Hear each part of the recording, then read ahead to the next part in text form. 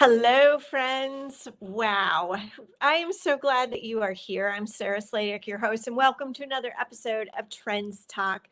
We have a great speaker today. I'm absolutely honored to introduce David Yeager. First of all, I want to say thank you for hanging in with us. We are having a couple technical difficulties. You know how it goes. Sometimes things don't go smoothly.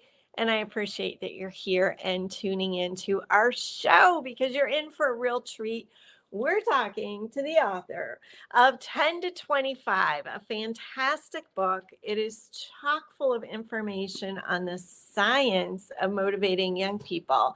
So, David Yeager, please join me on screen, on stage. Woo! So glad you're here. Thank you. And let's just start with a brief intro. Tell us, our audience, just a little bit about yourself. Yeah, thanks so much for having me. I guess what's most relevant is I'm a psychologist. I study young people, how to motivate them, how to influence them. We look at that in a bunch of different areas. So everything from managers of young employees to increasingly coaches, both professional sports and college level sports, and also youth sports, and then in schools as well. So how do parents motivate and engage their kids, and how do teachers do it as well? Yeah. Well, again, I'm incredibly honored that you're here today. And I have to tell you that we have someone on our team who is a super fan. She studied your work in college. I mean, you are the man of the hour, most definitely. So excited. Let's dive in. We do this in 5 rounds. So we're going to go with round 1. My first question for you, David, is what current stat or data point best summarizes the need for prioritizing adolescent mental health? Yeah, that's interesting. I guess I would say it would be that basically every year since 2008, we've seen an increase in clinically significant adolescent mental health problems. And then in the Pew surveys, at least, there was a tripling in that rate once COVID started. And it hasn't really subsided since then. So there are really troubling trends, but it's a little hard to interpret these because the survey questions that are used to assess this are things like, I can't stop worrying about bad things that can happen that I can't control. And as you know, the definition of clinical anxiety, for example, is when you worry about things you shouldn't be worrying about. But for a lot of young people, like, it feels pretty reasonable to be worried about a lot of these things. We've got, war, we've got nuclear stuff happening, we've got the world ending, economic inequality. So it is troubling, and it's unclear how much of it is disordered and how much of it is young people being aware of real things to worry about. Yeah. When you say 2008, that makes me think about that was around the period of time that social media was really taking off. And smartphones were also closely following that. Is there a direct correlation between those events? 2008 was the Great Recession. So, like, Was the 40% of recession? America lost their homes. Yeah, And right. so, like, that's way more significant than like a few million people got on TikTok or Instagram or whatever. But yeah, I mean, so I think that there has been a hollowing out of the middle class and like a destruction of like really good jobs for people who don't have a college education in the last 20 years, and young people are aware of that. And so I think it's a little superficial to look for one simple culprit. Certainly, no serious Yeah. epidemiologist would do that. Um, but yeah, I mean, social media could have an impact, but it's like that nobody's who I know who's serious about making public health causal claims thinks Yeah. that is a or even the main driver. Okay. So very interesting. So you're saying economic factors, parenting factors, Political possibly. uncertainty. Think of all the Yeah. political upheaval that's happened since 2008. Right. Absolutely. Okay. All right. That's good to know. Okay, let's go to round 2. So, what are some of the leading causes and solutions of adolescent health problems? We were just talking about a few of them. Yeah, I mean, I think that at any point in time, if you do a study to try to predict well-being for adolescents, you would find that one of the best predictors would be a sense of meaning and purpose in life. And it's kind of been true throughout all of human history, and certainly throughout the kind of positive psychology revolution in the last 25 years. And so, and if you think about it, like if you look at the depression inventory, one of the items is it basically like, I have nothing to look forward to. Like I have no hope or optimism for the future. That's a pretty good indicator of a version of depression. And so you can see how meaning and purpose is like an antidote for the biggest source of despair. And we like hardly ever ask young people to matter, right? And it's really, it's because of often parents' anxieties about the labor market, where they're like, you got to be competitive for college, you got to be competitive for jobs, whatever it is. And so then they kind of put children in a holding pattern and say, just work on yourself and your resume now and matter in your late 20s. And that's like a long time after puberty starts, when your body is like, I want to be a significant contributor. This is like 12, 13 years old. In our evolutionary history, young people were expected to be basically adults. And now it's like, you got another 15 years before you count. And so I'm not saying that, the only thing to do is to think about meaning and contribution, but it's stuff no one's talking about. And instead, it's just more of a rat race for kids to win accolades and get more competitive, scores or sports or whatever, to try to game the system and get into an elite college or whatever it is. Yeah. I think, yes. And, I've often heard that, well, young people were, quote unquote, raised to compete. And I think that also comes into that, what you were just saying. It feeds into that, like the pressure to be really, really good at something. And it's why we have things like Master Chef Junior with 8-year-olds competing. It's a little bit scary. And obviously that impacts that mental health and emotional health too.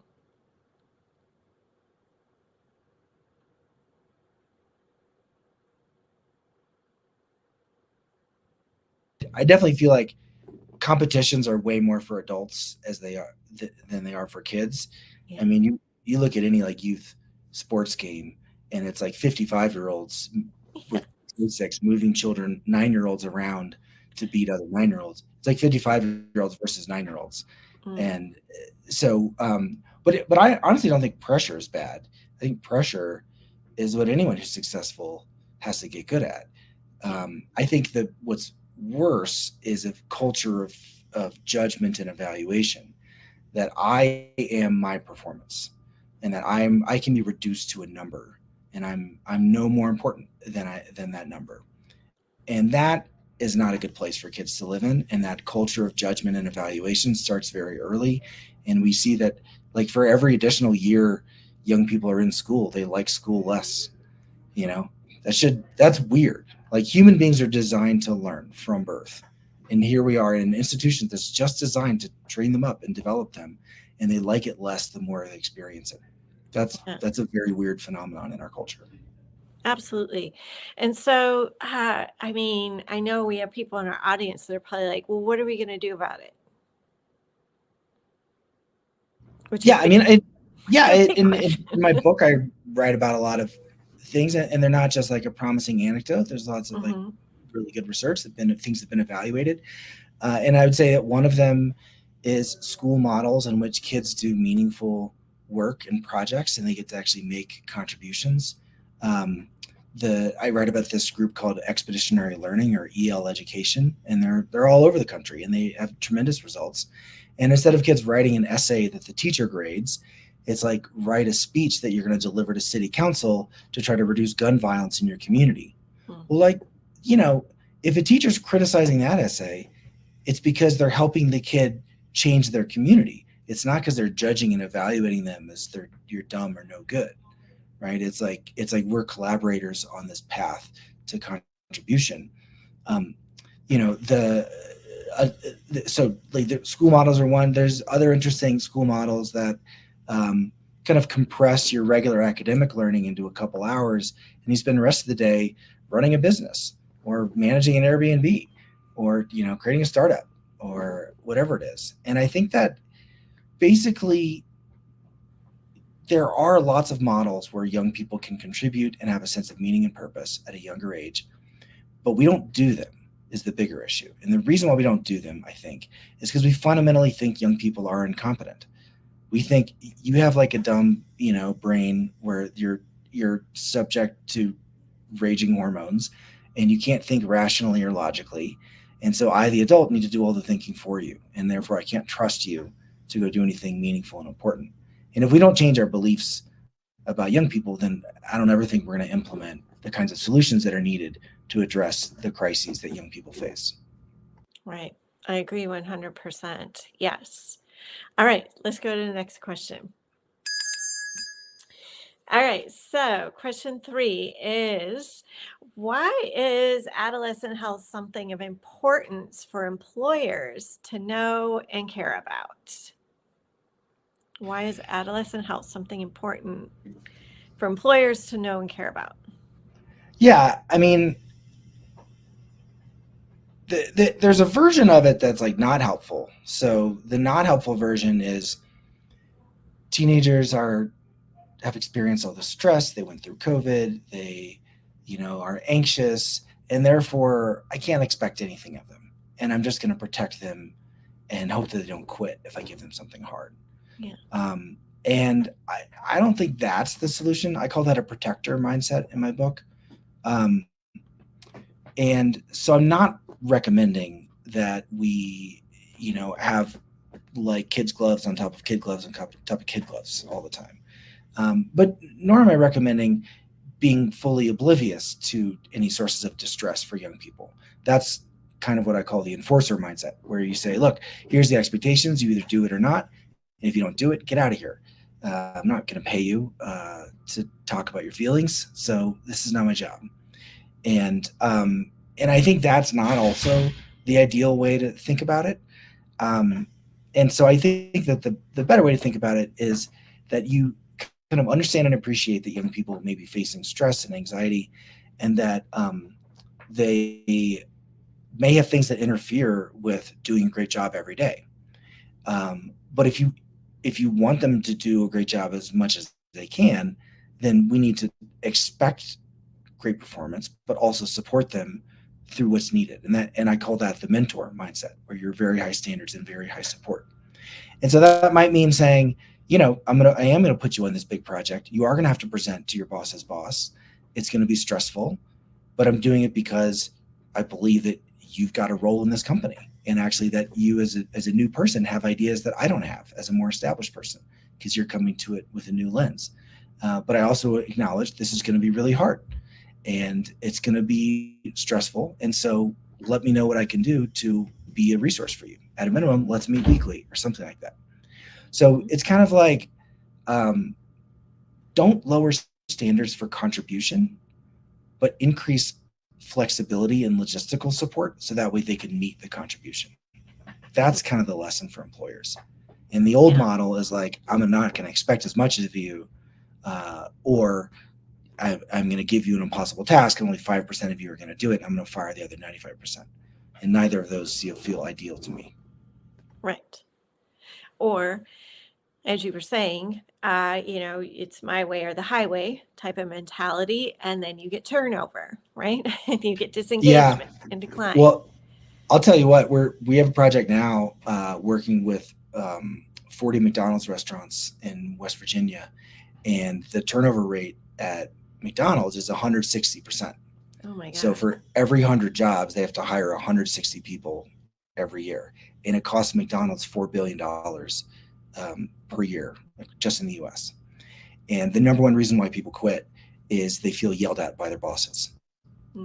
And it sounds mundane, but it's like you're wearing jewelry on the fryer and they're like, take it off. And they're like, no. And so if you're in a world where you don't have any appreciation for what young people are going through, then it's my way or the highway. It's like, take your stupid bracelet off. What's wrong with you? But do you know the number one reason why people leave their bracelet on? It's actually interesting. I don't. Or jewelry. Okay, it's not that they're being rebellious. It's not they're being careless. It's usually that someone close to them has like died, like in a drive-by shooting, and at the funeral they promised they would never betray the memory of the loved one, or like if they're in a high school relationship and it's like a Romeo and Juliet situation, and they're like, I'll never take this off because of my undying love for you. So when the manager comes up and yells at them and they're like, take us off, what are you doing? You're making a 17-year-old choose between like Juliet or their boss at McDonald's. And they take the hemlock every time. They're like, okay, I'm quitting. And so it turns out if the manager just comes up and says, hey, it looks like that's really important to you. Is there another way you could honor this person while not having on your wrist? For example, wearing it as a bracelet on your ankle. And they're like, sure, fine. Like it's not an issue.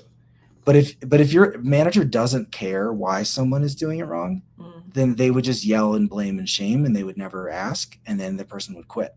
So that's another version of what it means to be attuned to what young people are going through. It's like, don't just show up and like yell and demand, try to problem solve. And if you do, you're going to end up with like really loyal people who want to do a lot and want to work hard. Yeah. And really, really trying to understand their point of view and so true. I am curious, David, have you always wanted to be an adolescent researcher, or did you just kind of end up in this path? I didn't have any plan in college. I was a great books. I was reading like Thucydides and Aristotle and Tolstoy, and like honestly thought it wouldn't help me at all in life. I was like, this feels like important stuff to know. And then I was a middle school teacher, mainly to do service. I was like, there's a lot of problems in the world. I want to go serve in poor communities. And I just like lived and worked in low income communities and embedded myself. And then I was like, how do I do more of this kind of thing? And so I went to graduate school to do a PhD in adolescence, but that was just because I was a middle school teacher. So I didn't really have a plan. But then once I figured out that I liked doing this stuff, then I worked really hard at it. Yeah. Well, and again, you thought, I want to better understand my audience. I'm going to, do the research, ask the questions, have the curiosity. So it's really admirable. All right, let's go to the next one. Question 4. You talk about the mentor mindset. In fact, I think you just brought up just a little bit ago. So what is the mentor mindset? What are 3 steps organizations can take to successfully utilize this in the workplace? Yeah, I think the big surprise for people around mentor mindset is how valuable language and communication are. People don't realize the power of their words. But the first step is you have to figure out what you believe and interrogate that. And deep down, a lot of people believe pretty negative stuff about young people. Just to demonstrate this, if you had a baby, like, and you're at the park, strangers come up to you and they're like, oh my God, look at this baby. It's so cute. Like, you must be on cloud 9. But if you have a teenager next to you, no one comes up to you and they're like, this is the best, right? They're like, when I was a middle school teacher, my wife was a nurse for teenagers. Strangers would be like, you're doing the Lord's work. Like there's pity for us. So that's just an example to illustrate how negatively we view young people in our culture. And if that is our view, then we would never do the kinds of things that are going to work best for young people, because what they want is the chance to earn status and respect in a sense of like a prestigious reputation. But if all we do is like yell, tell, blame, and shame, or just protect them by taking away responsibility, they'll never earn a meaningful reputation. So the first step out of 3 is to interrogate our beliefs. And the second is to think about our language and communication. And one of the biggest things to do is to be far more transparent about our mentor mindsets than we think we need to be. So it turns out that if you ask a lot of managers or parents or teachers or coaches, like, hey, are you trying to be a mentor? Are you trying to have high standards and support? A lot of people say, sure, I'm trying to do it. And then it's like, okay, well, how do you show it? and people are like, well, I don't need to show it. I just, my actions speak for themselves. That's a terrible strategy to get a young person on board with, because their presumption is that you're yet another adult who's looking down on them. And so anything you do will be viewed through a light of suspicion. Like, to be concrete, like if you're a, I don't know, high school physics teacher and you refuse to answer student questions and instead ask them a question in return. So this is something good teachers do all the time. And it's because you want the student to think, not the teacher. So you think like, oh, I'm doing very mentoring instructional practices right now. Well, students are sitting there saying, oh, the reason they're asking me this question is they're trying to catch me for not understanding it, to humiliate me in front of the class. That's most students' interpretation. Or they think the teacher's being lazy and they don't actually want to think. So that's why they're turning a question into a question. Right? So if you don't stand up and say, I respect you too much to tell you answers, because I want you to have mastered physics at the end of this class.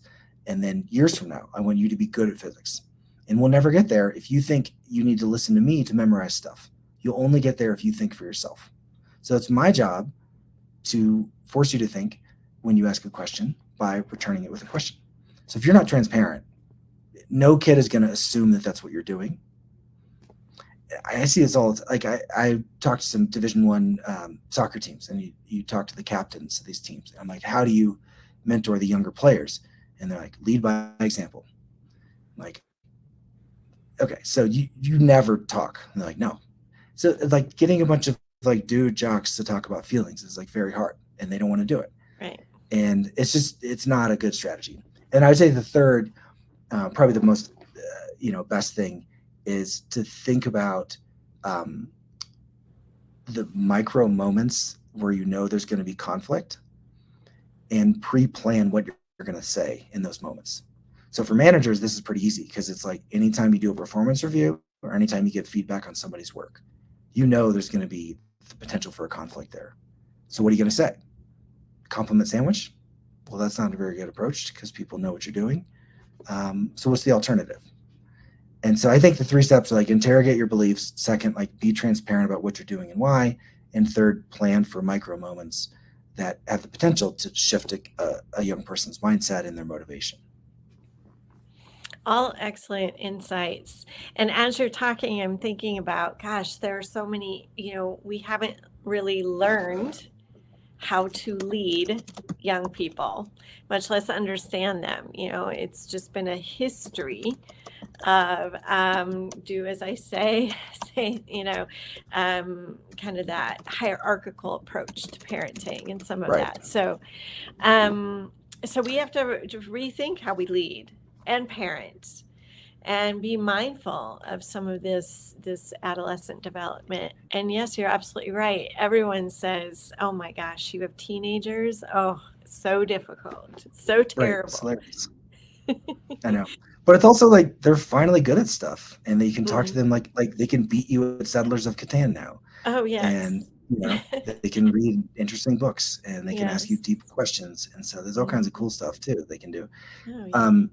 Absolutely. But in my book, I coined this term grown-splaining, and now I'll mansplain grown-splaining to you. But it's this idea that I, the smart adult, have figured it all out, and I just need to transmit my smart adult thoughts to your dumb teenage brain. And we think that's an efficient way to counsel or mentor someone, but in fact, what happens is they just get offended that we're disrespecting them. And so grown-splaining is something almost everybody does, and it's not effective. So I appreciate people staying on, because obviously we're going a little bit beyond 12:30 since we started a little bit late. So thank you. And I have one more question for David. And I see there's also a question from the audience that I want to read to you, David. It says, doing, having, and creating more has diminishing returns even for adults. So what can adults do to help them create and pursue purpose to make a more meaningful life? Yeah, I mean, it's tricky, because there is value in doing a lot. You make more of a contribution or whatever, but I think the problem is people do a lot of stuff that doesn't actually matter. And then that gets in the way of the stuff that does matter. So, for example, I don't know, high achieving students are just trying to rack up as many AP classes as possible. And I get it. But the only ones that really predict anything in your life later are your science and your math AP classes. And so, like, if you got to AP calculus and AP like physics, maybe bio, those predict stuff because you're doing science and you're prepared for a trajectory in science. But if you have like 4 AP foreign languages, it's like we've done these studies with massive data sets where you track people to their 30s, 40s, and 50s. There's no real differentiation. Same with like even college admissions. So it's like there's a very diminishing return. Now students could load up their schedules with a million extra things, and they're not really going to make a difference. Whereas there's a few high leverage academic things like math and science, college level courses. And then after that, there's a lot of better ways to spend your time. Like, did you volunteer in the community? Did you like start a nonprofit? Did you be an Eagle Scout? There's all kinds of stuff that is nice because it both matters and it brings vitality and meaning and purpose to our lives. The trap you have to look out for is the stuff that's consumption. It's just more and more and more, but it doesn't bring meaning and purpose and fulfillment to your life because it's a poor signal to later admissions or whatever it is. And it also makes you miserable right now. Right. Yeah, we're all having to be, I think, contemplating how we're spending our time, what we're spending our time on and doing. All right. My last question, because this is Trends Talk. And so my last question is, what trends, I'm so curious about this one, especially with you, what trends are you currently watching and advising others to prepare for? It's a great question. In terms of AI, what we've been thinking about a lot for like 4 years is what the models are good at from a psychological perspective, and what the models are not good at, especially off the shelf. And in general, this trend of going to LLMs for psychological advice, like counseling and therapy, that's really an issue because we've been testing these models for years to see how good they are at providing psychological advice. And basically what happens is it says that the model will say the kind of thing that you could read on Reddit because that's the training data is, like the transcripts of Dr. Phil episodes and, random advice from people on Reddit in the comments section of the New York Times. And like, that's the training data, right? So it'll say stuff that sounds very familiar, but guess what?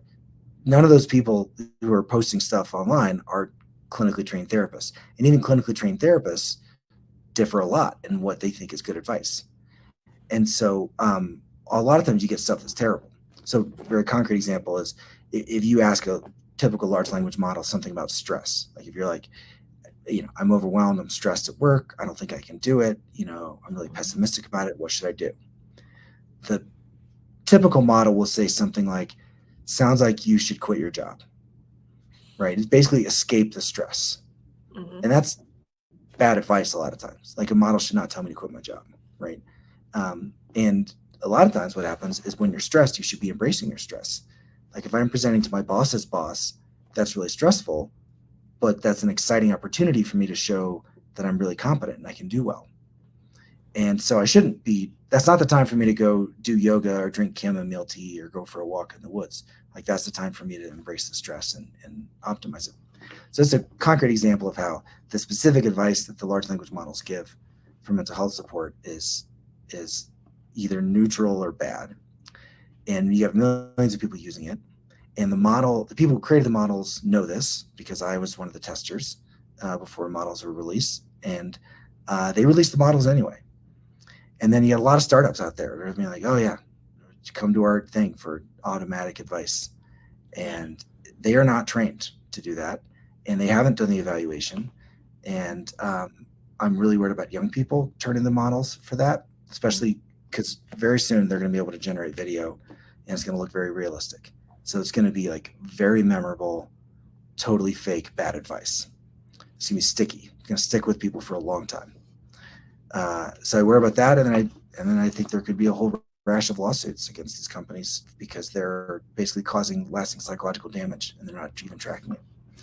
So what I think we should do is create benchmarks to be able to evaluate the output of large language models for mental health support, so that before you let it off the chain, let people use it, you have to pass a certain benchmark. But I don't think anybody cares enough to do this, and so it's the Wild West right now, and it's a big issue. So. And as mental health concerns increase, we're going to, and more people are seeking mental health help, we need a better system for responding to that. Right. And there's no corresponding increase in medical, like clinical professionals. So, my university, UT Austin, we have a top 10 clinical department, and we have 200 people apply for each spot. Oh my gosh. Wow. And these people are unbelievable. Like, the applicants have published more than tenured faculty, and they don't get in. And that's every year. And so there's massive demand to fill these professions and no one filling the professions. And so, of course, people are going to turn to these models. And there's no oversight. There's no benchmarking. There's no way even for a consumer to rank the models and say how good they are and how trustworthy they are. Yeah. And so we're just letting startups make all kinds of claims. And then now the startups have all been bought by private equity. And so they really don't care. Their goal is to scale. They care 0% about efficacy. Wow. So, yeah, it's like a massive issue. Yeah. And once you see something, you can't unsee it. So now I'm kind of thinking about some of that in different terms. But the most powerful way to get someone to remember a bit of advice is to have it feel personalized, coming from another person who cares for you and delivers it at just the right moment when you're asking for advice. Right. And that's what AI generated video is going to do for young people. And they're never going to forget the bad advice that they're going to be served up by these algorithms. And the algorithms might not even track what they created. So you might not ever even know what people saw. Oh, wow. Well, that is. So it's like hundreds of millions of people are going to be affected by this. Right. And nobody cares. Incredibly concerning. So I feel like, because that's we're kind of ending on a bad note. What is something optimistic we can leave people with, something they themselves can do? Any last words of advice, David? Well, I mean, in my book, I write a lot about things anyone can do tomorrow. Yes. There are scripts. I spent a long time writing, say this, don't say that kind of scripts.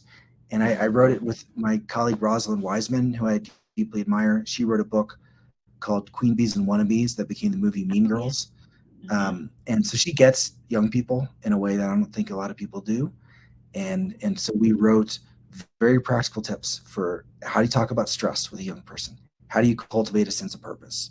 How are you transparent about your mentor mindset? How do you ask a good question and a follow-up question? And so, I am optimistic that we can create tools and maybe even AI assisted tools, if they're smart, if they're trained in the right way. So I do think there's a chance for scale in a lot of the domains we're working in for retail and service, restaurants, youth sports, management. We're building a lot of tools around these mentor mindset ideas, and they're very practical and they work. So I am optimistic about that. All right. Good. There are solutions. And so, yes, thank you, David, for being on the show. And folks, check out his book, 10 to 25. It's a fascinating read. And thank you for sticking around and dealing with our tech issues. We so appreciate it. If you are interested in the youth topic, we are hosting the Next Gen Now Summit in Washington, D.C. coming up in October. Check that out at xyzuniversity.com. And again, thank you for being on Trends Talk, David. It was a pleasure. Thanks so much for having me. This is great. All right. Thanks. We'll talk soon.